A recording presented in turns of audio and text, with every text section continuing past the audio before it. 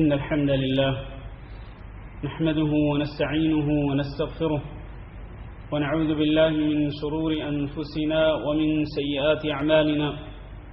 من يهده الله فلا مضل له ومن يضلل فلا هادي له، وأشهد أن لا إله إلا الله وحده لا شريك له، وأشهد أن محمدا عبده ورسوله. اللهم صل على محمد وعلى آل محمد كما صليت على إبراهيم وعلى آل إبراهيم إنك حميد مجيد. اللهم بارك على محمد وعلى آل محمد كما باركت على إبراهيم وعلى آل إبراهيم إنك حميد مجيد. أما بعد، فإن خير الحديث كتاب الله، وخير الهدي هدي محمد صلى الله عليه وسلم، وشر الأمور محدثاتها، وكل محدثة بدعة، وكل بدعة ضلالة، وكل ضلالة في النار. أعوذ بالله من الشيطان الرجيم. يا أيها الذين آمنوا اتقوا الله حق تقاته ولا تموتن إلا وأنتم مسلمون. يا أيها الناس اتقوا ربكم الذي خلقكم من نفس واحدة وخلق منها زوجها وبث منهما رجالا كثيرا ونساء، واتقوا الله الذي تساءلون به والأرحام إن الله كان عليكم رقيبا. يا أيها الذين آمنوا اتقوا الله وقولوا قولا سديدا يصلح لكم أعمالكم ويغفر لكم ذنوبكم، ومن يطع الله ورسوله فقد فاز فوزا عظيما. قابل صد احترام دوستو، بزرگوں اور بھائیوں، آج کے خطبہ کی ابتدا میں 2-3 احادیث آپ کے سامنے پیش کرنا چاہتا ہوں. سب سے پہلی حدیث کے راوی حضرت ابو سعید الخدری رضی اللہ تعالیٰ عنہ ہیں، اور یہ حدیث صحیح بخاری کے اندر ہے. نبی کریم صلی اللہ علیہ وسلم نے ارشاد فرمایا: یوشک ان یکون خیر مال المسلم غنم یتبع بها شعف الجبال ومواقع القطر یفر بدینہ من الفتن. کہ ایک وقت آنے والا ہے کہ جس میں ایک مسلمان کا بہترین مال کیا ہوگا؟ سونا چاندی نہیں، بینک بیلنس نہیں، کوٹھی یا بہترین گاڑی نہیں، اس کا بہترین مال بکریاں ہوں گی،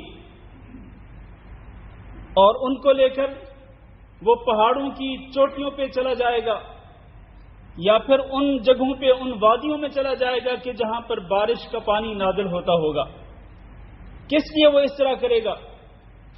کہ وہ باقی جو مال و دولت کے ذخائر ہیں، جو خزانے ہیں، ان سب کو چھوڑ کر وہ صرف بکریاں لے کر کے پہاڑوں کی چوٹیوں پر یا پھر وادیوں میں کیوں چلا جائے گا؟ یفر بدینہ من الفتن. کیونکہ اس کے معاشرے کے اندر، اس کے ملک کے اندر جو فتنے برپا ہوں گے، ان فتنوں سے دور بھاگتے ہوئے صرف اپنے دین کو بچانے کی خاطر کہ اس کا دین کسی خطرے سے دوچار نہ ہو، اس کا دین جو ہے اس کا نقصان نہ ہو ان فتنوں کی وجہ سے، وہ دین کے تحفظ اور دین کے بچاؤ کی خاطر وہ ان پہاڑوں کی چوٹیوں پہ چلا جائے گا اور وادیوں میں چلا جائے گا اور انہیں بکریوں کے اوپر ہی گزارا کرے گا. یہ ایک حدیث. دوسری حدیث سنیے، اور یہ حدیث بھی صحیح بخاری کے اندر ہے. نبی کریم صلی اللہ علیہ وسلم نے فرمایا: ستکون فتن، ان قریب فتنے ہوں گے، اور ان فتنوں کے اندر ایک مومن کو کیا کرنا چاہیے؟ فرمایا: القاعد فیہا خیر من القائم. ان فتنوں کے اندر جو شخص بیٹھا رہے گا وہ کھڑے ہونے والے شخص سے بہتر ہوگا. اور والقائم فیہا خیر من الماشی، اور جو بندہ کھڑا ہوگا وہ چلنے والے بندے سے بہتر ہوگا.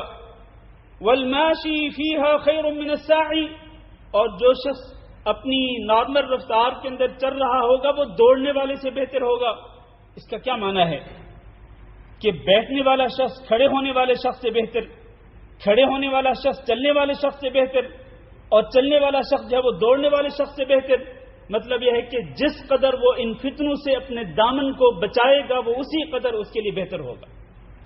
چاہے وہ بیٹھ کر ایک جگہ پہ بیٹھ کر اپنے دامن کو اپنے دین کو بچا لے, یا وہ آہستہ آہستہ چل کر وہ اپنے دین کو بچا لے, یا پھر یہ ہے کہ وہ آہستہ آہستہ چلتے ہوئے دوڑنے والے شخص کے مقابلے میں وہ اپنی رفتار کے اندر چلتے ہوئے اگر اپنے دین کو بچانے میں کامیاب ہوتا ہے تو یہ اس کے لیے بہتر ہوگا. المہم یہ ہے کہ وہ ہر صورت میں کوشش یہ کرے کہ وہ ان فتنوں سے اپنے دامن کو بچائے. نبی صلی اللہ علیہ وسلم نے فرمایا وَمَنْ يُشْرِفْ تَسْتَشْرِفْ لَهُ, کہ جو شخص جھانکنے کی کوشش کرے گا. کئی لوگ ہوتے ہیں نا کہ کوئی چیز جب نئی آتی ہے تو بندہ کہتا ہے چلو یار میں ذرا دیکھوں تو صحیح نا, اس کے اندر داخل تو ہوں. جیسے کوئی ویب سائٹ ہوتی ہے یا کوئی ایپ ہوتی ہے تو بندہ کہتا ہے کہ چلو میں اس کے اندر اپنا اکاؤنٹ کھول کے دیکھوں تو صحیح کہ اس کے اندر کیا ہے. پھر جب اس کے اندر داخل ہو جاتا ہے تو پھر اس کے فتنے کے اندر مبتلا ہو جاتا ہے. اس کے اندر جو بغیرتی, بے شرمی, بے حیائی کا طوفان ہوتا ہے پھر اس سے اس کا نکلنا ناممکن ہو جاتا ہے. تو اللہ کے رسول نے فرمایا کہ جو شخص یہ جھانکنے کی کوشش کرتا ہے ان فتنوں کے اندر تو وہ فتنے اس کو اپنی لپیٹ میں لے لیتے ہیں, اس کو اپنی لپیٹ میں بری طرح سے اس کو اپنی پکڑ میں گرفت میں لے لیتے ہیں. اور فرمایا وَمَنْ وَجَدَ مَلْجَأً أَوْ مَعَاذًا فَلْيَعُذْ بِهِ, اگر کسی کو ان فتنوں سے بچنے کے لیے کوئی پناہ گاہ ملے, کوئی بھی پناہ گاہ ملے تو وہ ضرور اس پناہ گاہ کے اندر جا کر اپنے آپ کو اور اپنے دین کو بچا لے, یہی اس کے لیے بہتر ہے. یہ دوسری حدیث. تیسری حدیث سنن ابو داؤد میں ہے. نبی کریم صلی اللہ علیہ وسلم نے فرمایا ان السعید لمن جنب الفتن, ان السعید لمن جنب الفتن, ان السعید لمن جنب الفتن. 3 دفعہ فرمایا نبی صلی اللہ علیہ وسلم نے کہ خوش نصیب انسان وہ ہے, سعادت مند انسان وہ ہے کہ جس کو فتنوں سے بچا لیا گیا. فتنوں سے اس شخص کے دامن کو بچا لیا گیا, اس نے اپنے دین کو بچا لیا, اپنے دامن کو بچا لیا, فتنوں سے اپنے دین کو محفوظ رکھ لیا. وہ شخص جو ہے وہ یقینی طور پر سعادت مند اور بڑا ہی خوش نصیب انسان ہے. لیکن وَلَمَنِ ابْتُلِيَ فَصَبَرَ فَوَاهًا, کہ جس شخص کو ان فتنوں کے اندر مبتلا کر دیا گیا, یعنی جو شخص ان فتنوں کے اندر پڑ گیا تو پھر وہ چاہے وہ جتنا بھی صبر کر لے, فواہن اس کے لیے افسوس ہی افسوس ہے, کیونکہ وہ آخر کار اپنے دین سے, اپنے ایمان سے وہ ہاتھ دھو بیٹھے گا ان فتنوں کی خطرناکی کی وجہ سے. تو خوش نصیب کون ہے جس کو فتنوں سے بچا لیا جائے. یہ 3 احادیث میں نے آپ کے سامنے میرے مسلمان بھائیوں اور عزیز معززات ماؤں بہنوں, میں نے یہ 3 عزیزیں آپ کے سامنے پیش کی ہیں. ان سے آپ اندازہ کر سکتے ہیں کہ فتنوں کے دور کے اندر فتنوں سے اپنے دامن کو اور اپنے ایمان کو, اپنے دین کو بچا کے رکھنا کس قدر ضروری ہے. اور آج ہم دیکھتے ہیں کہ بہت سارے فتنے ایسے ہیں جنہوں نے ہمیں چاروں طرف سے گھیر رکھا ہے. سب سے پہلے ہم اپنے گھر کے اندر آتے ہیں. اللہ تعالیٰ نے قرآن مجید کے اندر ارشاد فرمایا انما اموالکم واولادکم فتنہ. یہ بہت بڑا فتنہ ہے کہ مال بھی فتنہ ہے اور تمہاری اولاد بھی. مال بھی فتنہ, تمہاری اولاد بھی تمہارے لیے فتنہ. اللہ رب العزت مال دے کر آزمانا چاہتا ہے کہ مال ملنے کے بعد یہ سرکش ہو جاتا ہے, یہ باغی ہو جاتا ہے, یا یہ دین کی حدود اور قیود کے اندر رہ کر شریعت پہ عمل کرتا رہتا ہے. اللہ تعالیٰ اولاد دے کر آزماتا ہے, اولاد دے کر اس طرح آزماتا ہے کہ یہ اولاد کی محبت میں, یہ اولاد کی محبت کو قربان کرتا ہے دین کی خاطر, یا پھر یہ دین کو قربان کرتا ہے اولاد کی محبت کی خاطر. آج ہم دیکھ لیں, ہم میں سے ہر شخص اپنے دامن میں جھانک کے دیکھ سکتا ہے, ہر شخص اپنے گریبان میں جھانک کر دیکھ سکتا ہے, اپنا جائزہ لے سکتا ہے کہ اس وقت ہماری صورتحال کیا ہے. اللہ نے ہمیں مال بھی دیا ہے, اللہ نے ہمیں اولاد بھی دی ہے, تو مال اور اولاد کی موجودگی میں کیا ہم مال اور اولاد کو ترجیح اور فوقیت دیتے ہیں دین پر, یا پھر دین کو مال اور اولاد کے معاملات کے اندر ترجیح دیتے ہیں؟ ہمارے نزدیک فوقیت کس چیز کی ہے؟ دین کی, ایمان کی, شریعت کی, اسلام کے حکام کی, اس کو فوقیت ہے, یا پھر ہمارے نزدیک مالی معاملات کو؟ جیسے کہ حدیث کے اندر آتا ہے کہ نبی صلی اللہ علیہ وسلم نے فرمایا ایک دور آئے گا کہ جب لوگ مال کے پیچھے اس طرح پڑ جائیں گے کہ وہ حلال اور حرام میں فرق نہیں کریں گے.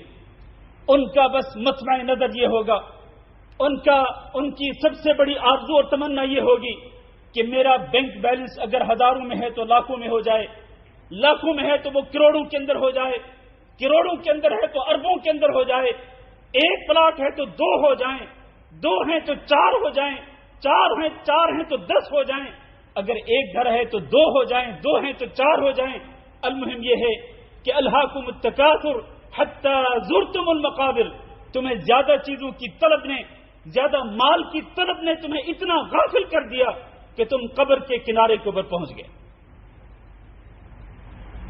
تو آج ہم دیکھیں کہ ہمارے دلوں کے اندر مال کی محبت کتنی جاگزی ہو چکی ہے کہ کیا ہم مال کو ترجیح دیتے ہیں یا پھر دین کو ترجیح دیتے ہیں۔ اسی طرح اولاد کا معاملہ ہے، اولاد کی محبت کس قدر ہے ہمارے دلوں کے اندر۔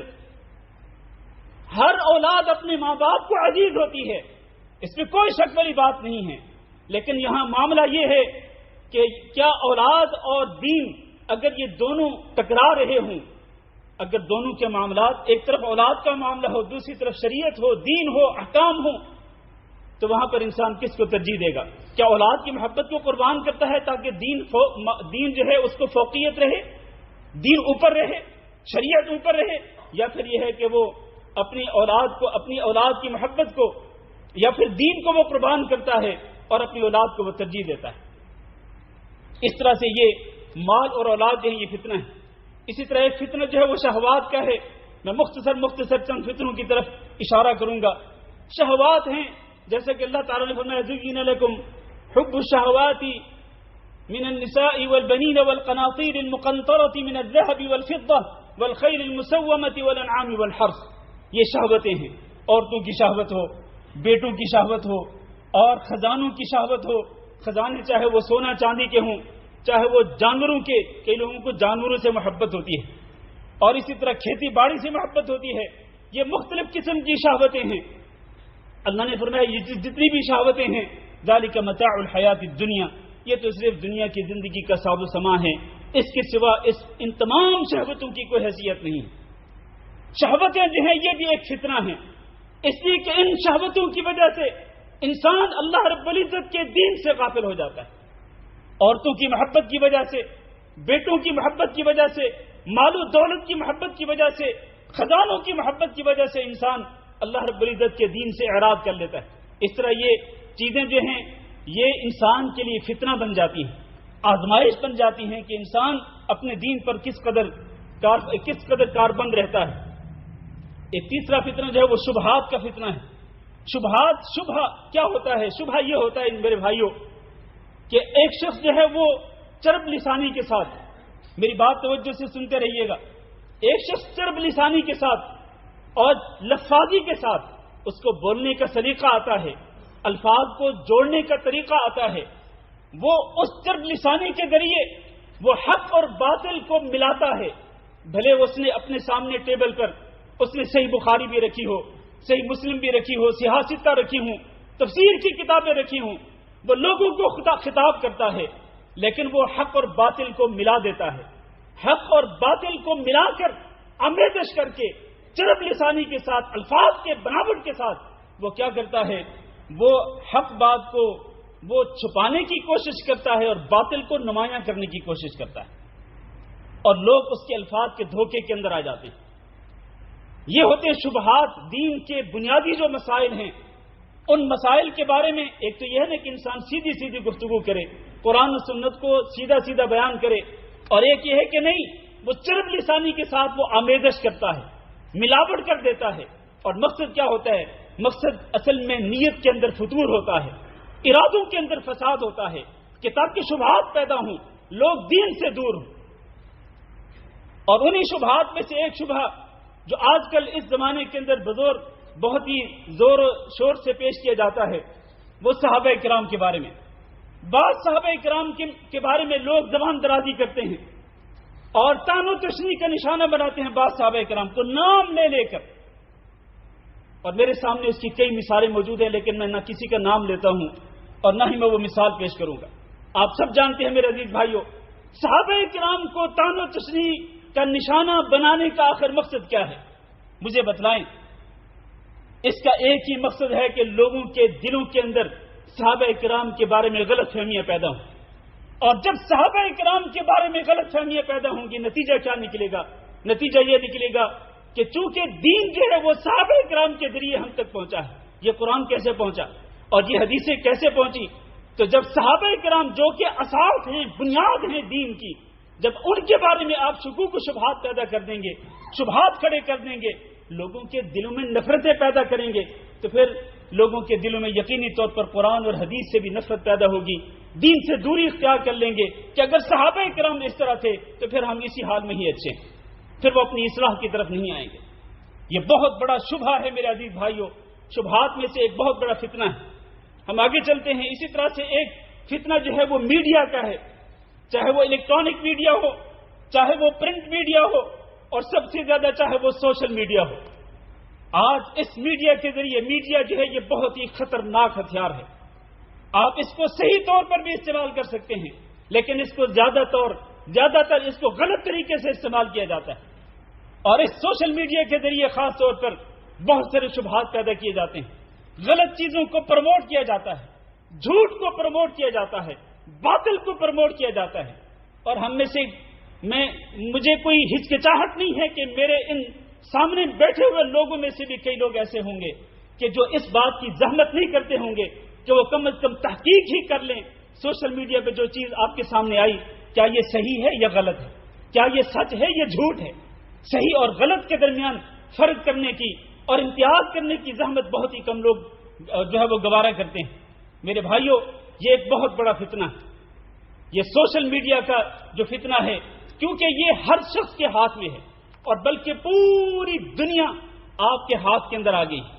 آپ ٹچ کے ذریعے، آپ اپنی انگلیوں کے ذریعے، آپ جیسے چاہتے ہیں، جہاں چاہتے ہیں اور جو چیز چاہتے ہیں آپ اس کو دیکھ بھی سکتے ہیں، اس کو سن بھی سکتے ہیں.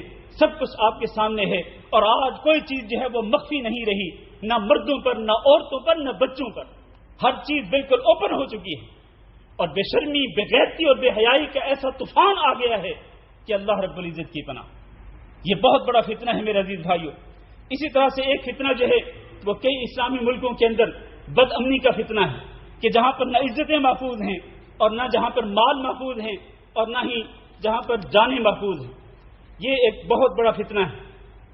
ہم آگے بڑھتے ہیں. اسی طرح سے ایک فتنہ جو ہے وہ گروہ بندی کا ہے، فرقہ واریت کا ہے کہ مسلمان چھوٹے چھوٹے گروہوں کے اندر تقسیم ہو گئے، نہ صرف مسلکی اعتبار سے، نہ صرف مذہبی اعتبار سے، بلکہ آج سیاسی اعتبار سے بھی ہمارے لوگ جو ہیں وہ ایسے کئی گروہوں کے اندر بڑھ چکے ہیں کہ ایک گروہ اس کے پاس جو کچھ ہے وہ اسی کو صحیح اور برحق سمجھتا ہے اور دوسرے گروہ کے پاس جو کچھ ہے وہ اس کو جھوٹ اور باطل قرار دیتا ہے، حتیٰ کہ کفر تک کے فتوے لگائے جاتے ہیں.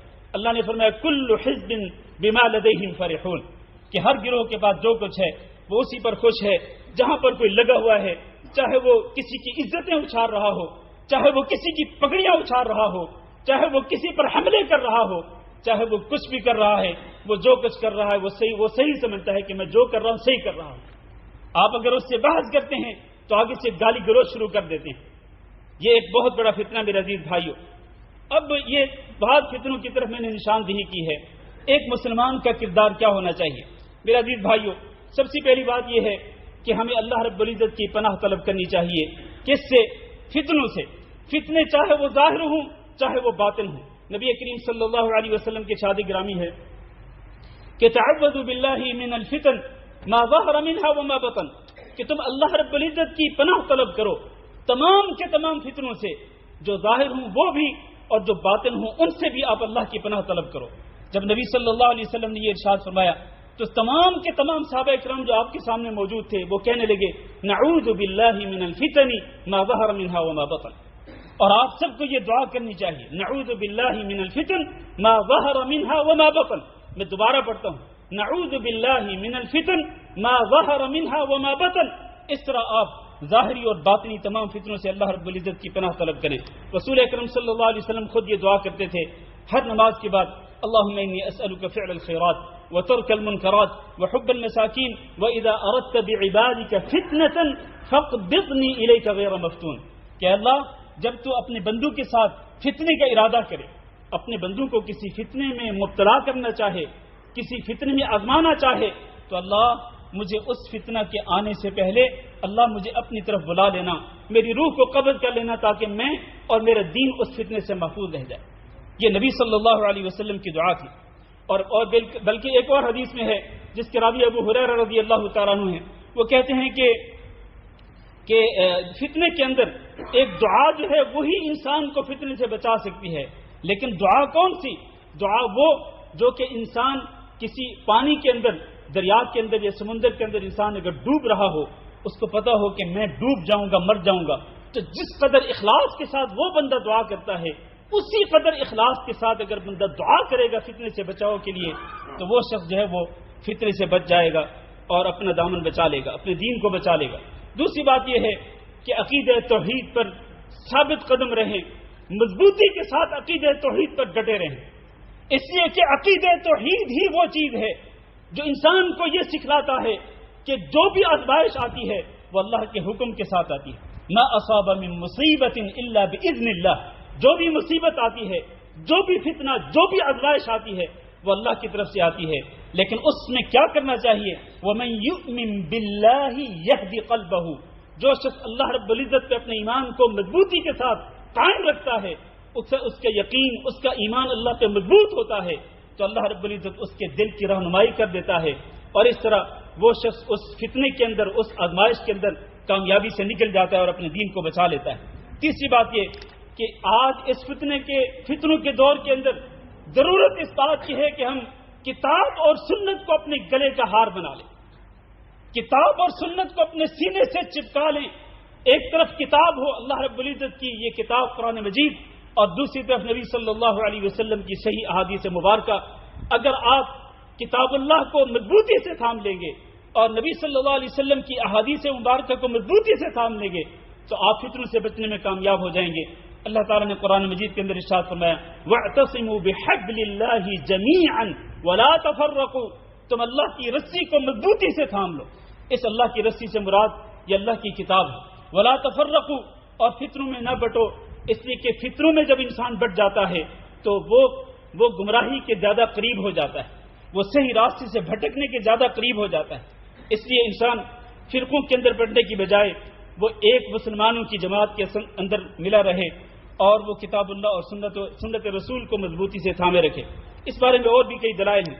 چوتھی چیز فتنوں سے بچاؤ کے لیے یہ ہے کہ آپ دین کا علم حاصل کریں، دین کا جو صحیح علم ہے وہ حاصل کریں اور دین کے طالب علم بنیں۔ آپ کی عمر اگر 20، 25 سال، 30 سال ہے تب بھی، 50 سال ہے تب بھی، 60 سال ہو تب بھی، 60، 70 سال، 80 سال کے آپ ہیں تب بھی آپ دین کے طالب علم بنیں، اس لیے کہ دین کے اگر آپ طالب علم بن جائیں گے صحیح معنوں کے اندر اخلاص نیت کے ساتھ، تو پھر آپ یقینی طور پر فتنوں سے بچنے میں کامیاب ہو جائیں گے۔ لیکن یاد رکھنا میرے عزیز بھائیوں، آپ نے دین کا علم کس سے حاصل کرنا ہے؟ آج لوگ دین کا علم حاصل کرتے ہیں ان ذرائع سے کہ جن ذرائع سے دین کا علم نہیں ملتا، ہاں شبہات ضرور پیدا ہو جاتے ہیں۔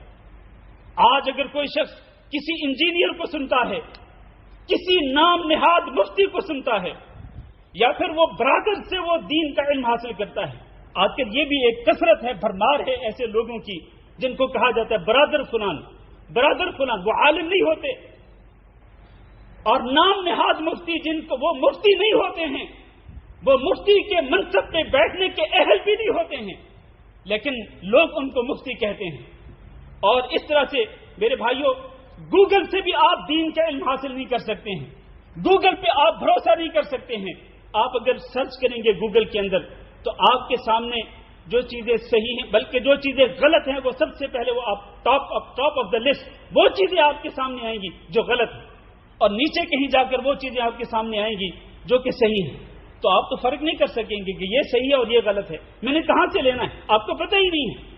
تو اس لیے میرے بھائیوں، گوگل پہ بھی کبھی بھروسہ نہیں کرنا چاہیے، اور نہ انجینئرز پہ، نہ برادرز پہ، اور نہ ہی اس قسم کے سورسز پہ انسان پر اعتماد کرنا چاہیے۔ ہاں، آپ نے دین کا علم حاصل کرنا ہے تو قرآن اور حدیث کے جو صحیح علماء ہیں، علماء ربانیین جن کے پاس صحیح قرآن و حدیث کا علم ہے، آپ ان کے سامنے دو زانو ہو کر بیٹھیں اور ان سے قرآن اور حدیث کا، دین کا علم حاصل کریں۔ اس طرح سے آپ جو ہے وہ فتنوں سے محفوظ رہ سکتے ہیں۔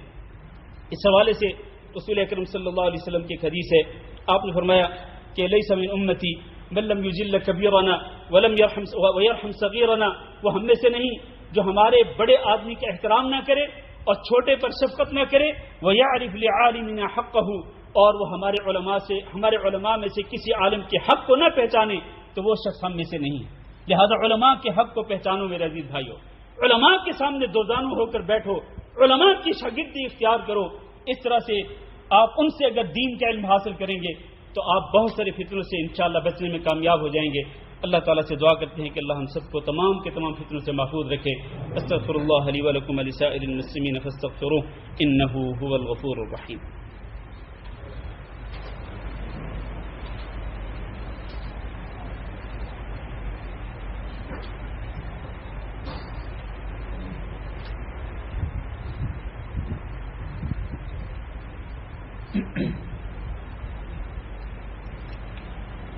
إن الحمد لله نحمده ونستعينه ونستغفره ونعوذ بالله من شرور أنفسنا ومن سيئات أعمالنا، من يهده الله فلا مضل له ومن يضلل فلا هادي له، وأشهد أن لا إله إلا الله وحده لا شريك له، وأشهد أن محمدا عبده ورسوله۔ اللهم صل على محمد وعلى آل محمد كما صليت على إبراهيم وعلى آل إبراهيم إنك حميد مجيد۔ اللهم بارك على محمد وعلى آل محمد كما باركت على إبراهيم وعلى آل إبراهيم إنك حميد مجيد۔ عزیز بھائی اور دوستو، ایک دو منٹ کے اندر دو تین باتیں اور بھی عرض کرتا چلوں۔ فتنوں سے بچاؤ کے لیے اور اپنے دین کو تحفظ دینے کی خاطر، اپنے ایمان کو بچانے کی خاطر آج فتنوں کے دور کے اندر آپ کے یہ بھی ضروری ہے کہ آپ اللہ رب العزت کا تقوی اختیار کریں۔